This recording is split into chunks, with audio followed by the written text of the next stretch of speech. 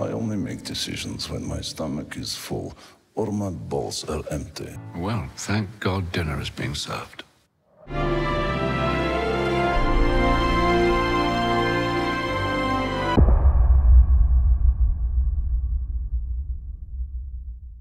We are the first independent intelligence agency. While governments wait for orders, our people take action. The Kingsman, troisième volet et en même temps préquel des autres films Kingsman, toujours écrit et réalisé par Matthew Vaughn. Hein. Bon, il est aidé par Jan Goldman et Karl Gajusek. Nous avons donc là un retour en arrière, puisque c'est la création du Kingsman, comment c'est arrivé, et pourquoi, comment, tout ça. On va bien sûr rencontrer toutes les personnes les plus infâmes pré-guerre 14-18, hein, et même celles qui vont préparer la deuxième. Et au milieu de tout ça, cette petite famille aristocrate anglaise qui veut, suite à la mort d'un des membres de la famille, rester dans sa petite bulle et agir sans agir, et surtout protéger le fils. You're going to need a suit. Very clever. Time to dance. Donc ce Kingsman est vraiment étonnant. Déjà, il dure 131 minutes et étonnamment, vous les sentez passer. Pas en longueur, pas en attente, pas en se faisant chier, mais vous les sentez passer. Vous sentez que le métrage est long. Voilà. Mais c'est pas justement un défaut pour moi. En tout cas sur ce film-là. Là où, par exemple, SOS Fantôme, l'héritage, mettait 1h36 à nous faire... la présentation de 3 personnages dont des ados, pas de quoi faire non plus un tour de moulin. Là on a quand même toute la présentation de l'histoire, de où on va, pourquoi, comment, qu'est-ce qui nous fait arriver à la mort de François Ferdinand d'Autriche, hein, et qui poussera justement tout la Russie, l'Allemagne, l'Angleterre à se foutre sur la gueule en 14-18, la France y compris bien sûr, hein, mais là nous on n'y est pas dans le film en tout cas, et tous ces personnages donc qui agissent dans l'ombre et qui veulent notre mal.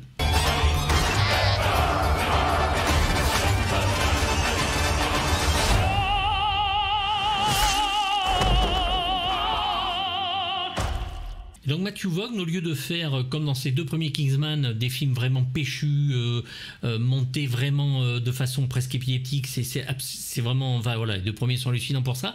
Là, il se pose et il nous raconte une histoire. Il y a beaucoup à dire déjà, hein, il y a énormément à dire sur ce qui s'est passé. Il en fait lui sa version, c'est ça qui est génial chez Vaughn, c'est qu'il travaille sa version de l'histoire, comme d'habitude, c'est très drôle. Et en plus de ça, il est servi par un casting de dingue. Donc pendant un long moment, on a cette exposition avec scène d'action. Hein, vous avez Rasputin, vous avez tout ça que vous avez vu dans la bande-annonce. Et justement, hein, en parlant de ces bandes-annonces, elles ne nous racontent jamais ce que vous allez voir dans le film. C'est-à-dire que vous avez beau avoir vu toutes les bandes-annonces, tous les extraits que vous pouvez avoir vus, ce que vous allez voir, c'est pas du tout ça. Et c'est ça qui est formidable. C'est-à-dire qu'en plein milieu du film, il nous assène un espèce de coup de poing dans la gueule absolument mémorable. Moi j'étais là, mais devant l'écran j'ai fait what the fuck. Qu'est-ce qui se passe? Qu'est-ce qui me fait? Pourquoi? Comment? Dans quelle étagère? Enfin tout ça. Et du coup, là le film il fait 180 degrés et on passe à autre chose. Et on vient sur Kingsman.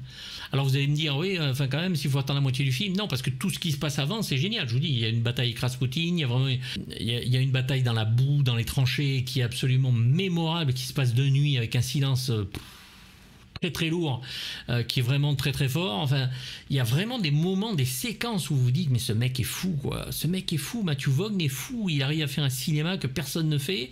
Il nous raconte des histoires à son rythme quand il veut. Il fait ce qu'il veut. Voilà, il est en roue libre et j'aime ça. Ça me fait plaisir. C'est quand même là, on est rarement étonné par un cinéma aujourd'hui, et là encore une fois ce mec là il arrive et il nous fait l'inverse de ce qu'il a fait sur les 2 films. Il prend son temps, il expose et après il lance, et même dans l'exposition il envoie quoi, et du coup donc il nous assène ce crochet dans la gueule en milieu de film, et voilà quoi, et c'est parti, et c'est pas du tout le film qu'on attendait.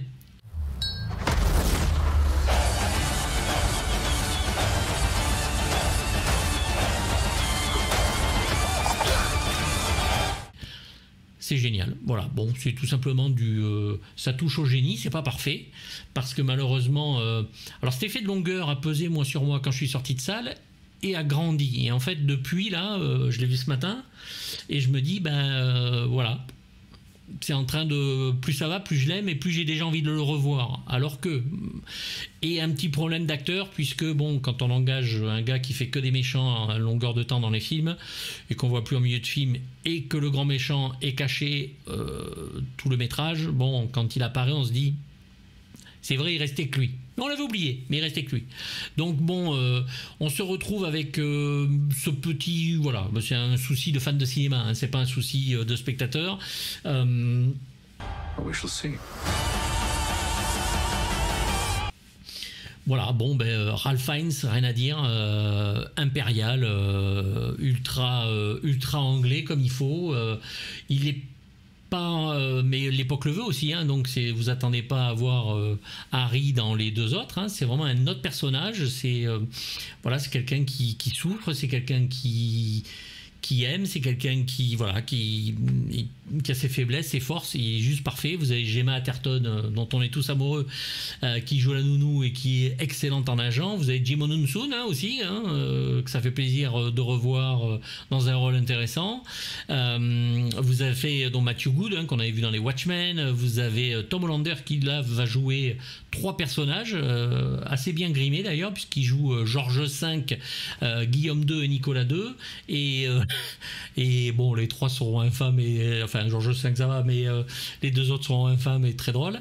Voilà, vous avez Harris Dickinson, donc qui joue le fils, qu'on voit s'entraîner. Vous avez Charles Dance aussi, qui joue Kitchener, qui était un militaire que l'on voyait sur les flyers pour faire engager ces jeunes dans cette première guerre mondiale.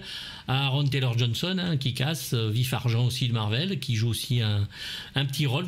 Daniel Brühl, oui, qui est aussi dans Marvel, qu'on a vu dans Rush, tout ça, qui est très très bien. Il est infâme comme d'habitude. Donc vous avez tout ce petit monde, Stanley Tucci, tout ça. Vous avez Mata Hari, vous avez tous ces espions qu'on connaît de cette époque-là, pour ceux qui connaissent cette époque-là, hein, bien sûr. Ceux qui s'y intéressent pas vont peut-être se faire chier, mais moi qui connais cette époque, parce que c'est vrai que j'aimais bien l'histoire à l'école, je me suis régalé, parce que c'est une vision à la Matthew Vaughn, du coup. Il faut voir... l'assassinat, non mais il est juste, enfin bon, je vous laisse le plaisir. Et puis voilà quoi, donc c'est un film qui grandit en vous en fait, qui voilà, il faut, à la limite il faut pas faire de critique à chaud dessus, il faut se poser un peu, réfléchir et se dire ah merde, ça marche en fait. Et oui ça marche, parce que pendant les bastons de fin vous avez la caméra elle est contre les lames des épées, vous avez des plans de fous furieux, vous avez rien vu dans la bande-annonce, hein, la scène du parachute, la scène de la baston à l'épée, tout ça, enfin vous avez vraiment rien vu.